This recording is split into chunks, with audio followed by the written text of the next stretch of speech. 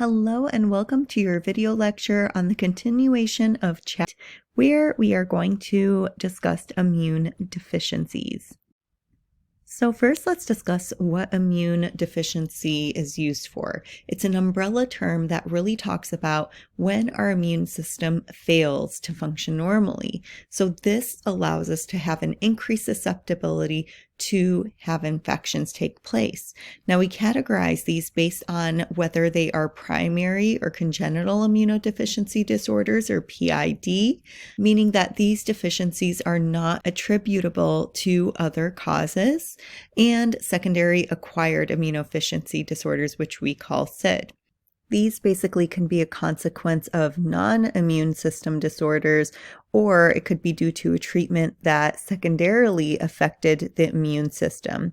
Note that this is more common. Now, going back to our primary immunodeficiency disorders, we are going to see that it's going to involve some type of genetic anomaly. So something within the DNA has typically been disrupted. Examples would include SCID syndrome, DiGeorge syndrome, common variable immunodeficiency, or CVID. If you're unfamiliar what that is, it's a frequent form of a primary immunodeficiency. That's why we use common there, right? And it is going to have a variation as far as the degree and type of deficiency within our serum immunoglobulins, within our antibodies. That's why we have the word variable there, because it could affect IgG, IgA, IgM, and basically any of these could have low levels, or we can even have low levels of all three. So it's variable. That makes sense, right? And then going back to DiGeorge syndrome, this is going to be something that people are born with. It can cause a range of lifelong problems, including heart defects and learning difficulties. And I may have a slide coming up. I can't remember if I put one in here.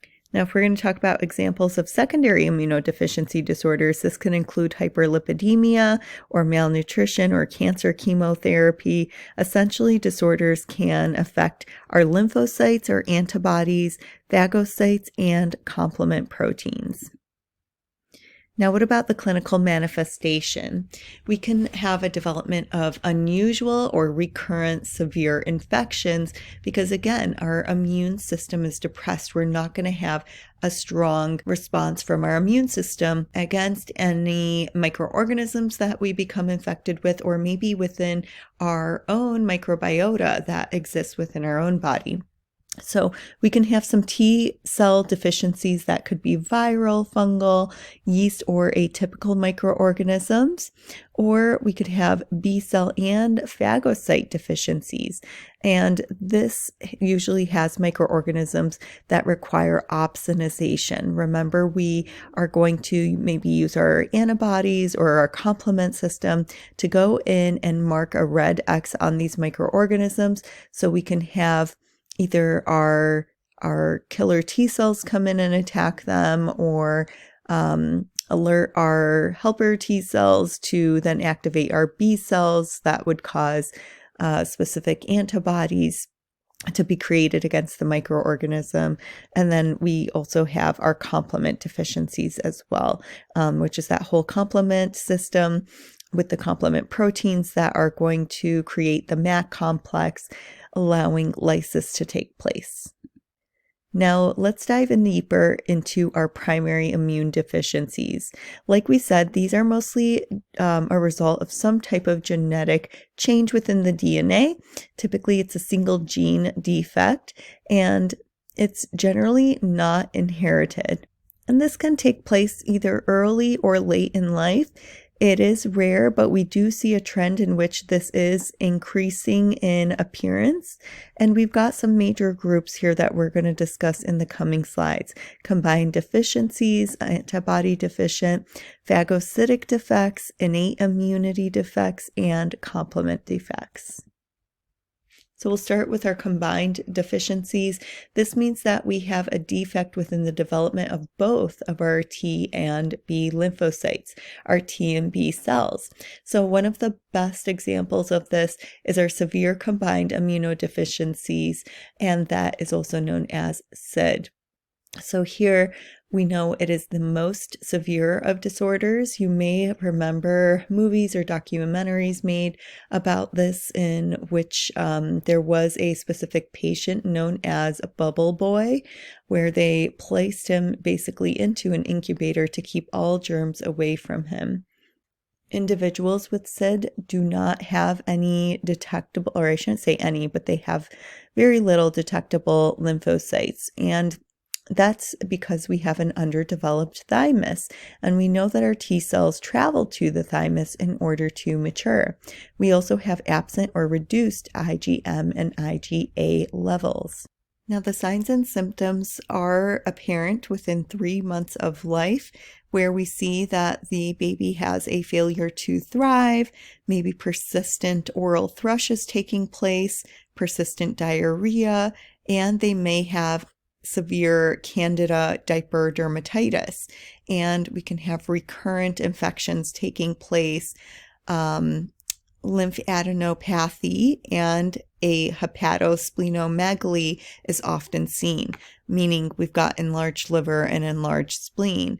And with all this going on, these individuals are prone to sepsis, and like we said, we're having recurrent infections, which can open up opportunistic infections as well. For treatment, the infant is placed in protective isolation, like we said, in an incubator, in a bubble, let's say, and the staff has to be vigilant about proper hand washing and making sure that all germs stay away. So some other combined deficiencies are bare lymphocyte deficiency, where we may have adequate B and T cells, but they're defective in their cooperation. And one of the factors that plays into this is their inability to produce MHC class 1 and 2 molecules. So we remember that this molecule is helping us identify cells as being ourself or foreign. And so there's where the issue lies. Then we have Wiskott-Aldrich syndrome. This is when we have depressed IgM production with bleeding. And you could see some examples of the signs and symptoms taking place over here. Atopic dermatitis. We can have microthrombocytopenia, in which we have very small or very few platelets. So that's where the bleeding comes in, because we know our platelets are going to assist with blood clotting. And we also have repeated infections. You can see an infection taking place over here on the foot. Lastly, here we have DeGeorge syndrome. I knew I had a slide coming up about this in more detail, but this is where we're going to have a lack or partial lack of our thymus and the parathyroid gland. And so if you remember, our parathyroid gland helps secrete the parathyroid hormone that was able to go in and take the calcium out of our bone or resorb calcium more within the kidneys and the intestines. And so this can result in calcium deficiency. Now, like we've been saying, this syndrome is a primary immunodeficiency disorder. So we do have an issue within a specific chromosome, and it happens to be chromosome 22. This disorder is autosomal dominant, so it can affect either sex. And we will see this immunodeficiency disorder will resemble SCIDS, and the signs and symptom is going to be having congenital cardiac anomalies. Maybe we have a hole within that interventricular septum. And also we are going to have hypoparathyroidism, as I discussed earlier. And then the treatment for this would be a thymic transplantation or a bone marrow transplantation, in hope that we would be able to increase the amount of our lymphocytes here. Other clinical features we would have is hypothyroidism, having esophageal atresia or reflux, urogenital anomalies, They would have issues in growth development. We might have some microcephaly taking place and some dysmorphic facial features, which you could see pointed out over here. They tend to have low set ears and have that epicanthial fold. So sometimes they're mistaken for having Down syndrome, but we have some other features such as having a short nose or a very bulbous tip, having a flat midface, a short forehead, and a mandibular hypoplasia. Now, one of the most common immune deficiencies is a antibody deficiency, and this is when we have defective B cell development, because we talked about how our B cells are going to become activated, turn into plasma cells, and secrete antibodies. So this may affect only one class or several classes of antibodies. And we have our hypogammaglobulinemia, quite a mouthful there, that is going to take place. And the most common form is going to be this agammaglobulinemia, which is also known as Bruton agammaglobulinemia. I have to try and say that 5 times fast. And it is also known as X-linked agammaglobulinemia. I'm getting better at this. Also known as XLA. And so this will too be inherited and is characterized by those mature B cells that are unable to produce antibodies. And so if we don't have those antibodies, we are going to have recurrent infections taking place. It can manifest in an infant as soon as the protective effect of the maternal immunoglobulins start to wane, which is around 6 months of age. And remember, we're getting IgG through the placenta. And then if the mother is breastfeeding as well, the antibody is going to be protective up until, of course, they stop doing that. When we do talk about XLA, it is implying that the gamma globulins are not merely reduced, but they are completely absent. So note the hypo here, meaning low globulins, whereas the A is completely without. Now let's talk about our phagocyte defects. This is when we are going to have inadequate numbers or defects in the function of our phagocytes.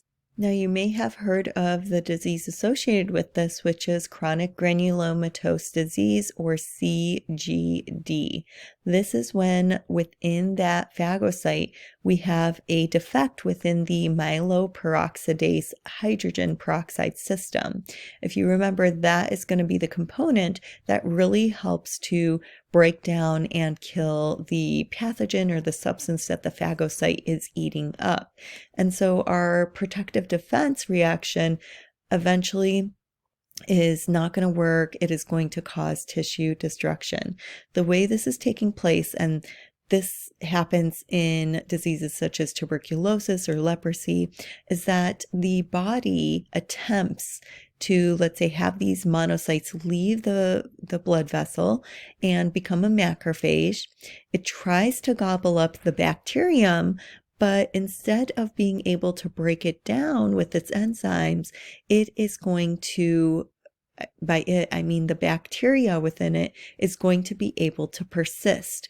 And so now the macrophages, or let's say it's a lymphocyte or a neutrophil that is trying to break it down, will start to release cytokines, stimulating an inflammatory response. And then we start to form a core where they're all kind of segregated of where all these inflammatory cells are, and they form a ball-like mass that you see pictured here. And this is what we call a granuloma. Now, if we have central necrosis taking place here in the granuloma, we are going to get that caseous or cheesy necrosis that we talked about in our previous lectures. We can also, within a granuloma, increase the collagen synthesis, so it can also become fibrotic with scar formation. And some other diseases that can cause this to take place is recurrent pneumonia, tumor-like granulomata in the lungs, and within our skin, bones, and other infections. Now for our defects within innate immunity, this is a defect in the capacity to produce an immune response. So the well-known one here is going to be our chronic mucocutaneous candidiasis.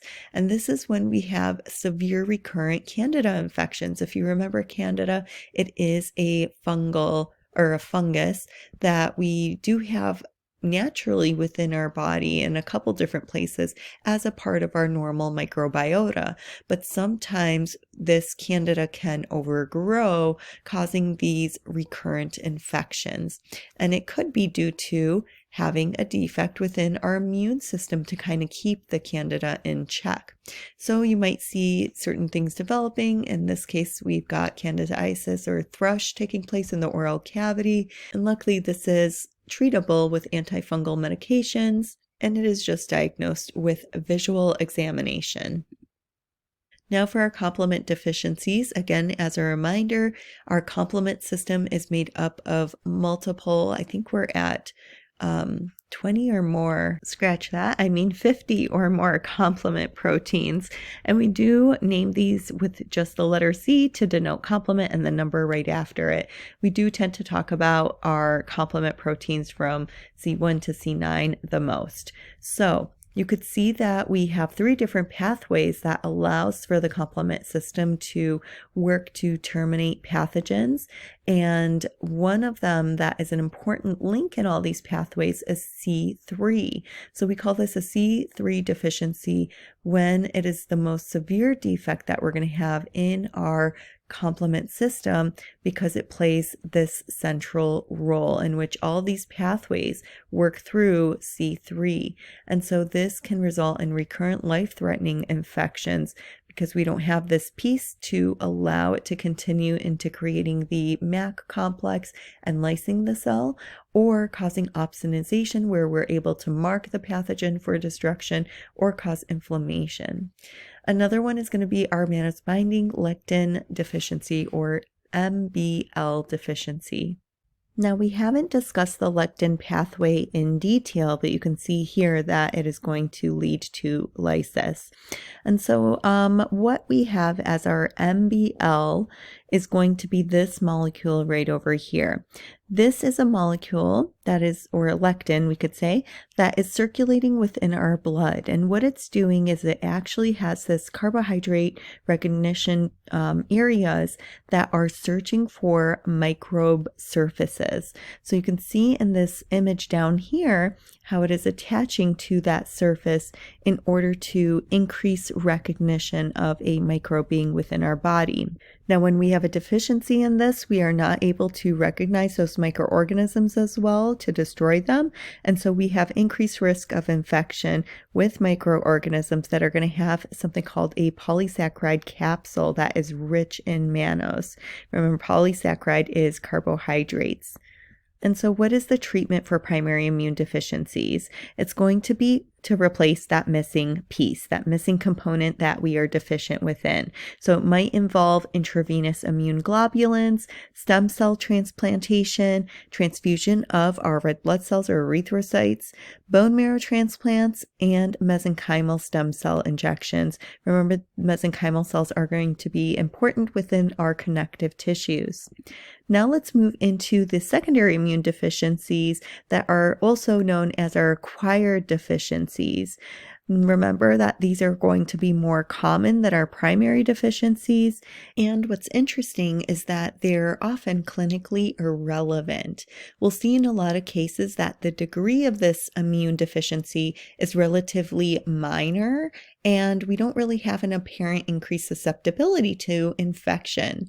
On the other side of that, the immune system can be substantially suppressed, but only for short durations. So it does minimize the incidences in which we will have something that is a clinically relevant infection that takes place.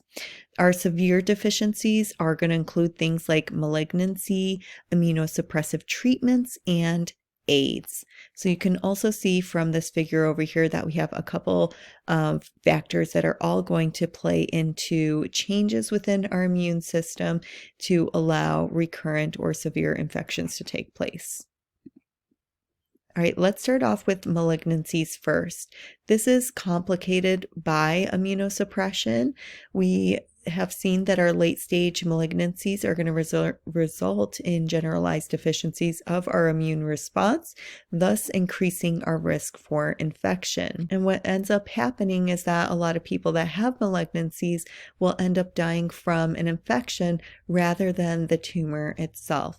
So here we see an example of a benign tumor in which it is just localized in one area, whereas when we talk about malignancies, it means that some of those tumor cells have moved out of that localized area and moved into other tissues and organs. What about immunosuppressive treatments? Many medications are going to affect our immune system, and so we may be treating another infection or disease that's taking place, and then while we take a medication to treat those, it can suppress our immune functioning. And so examples of some of these drugs that help in the treatment but then cause immunosuppression are corticosteroids, chemotherapeutic agents, irradiation, and anti-rejection drugs.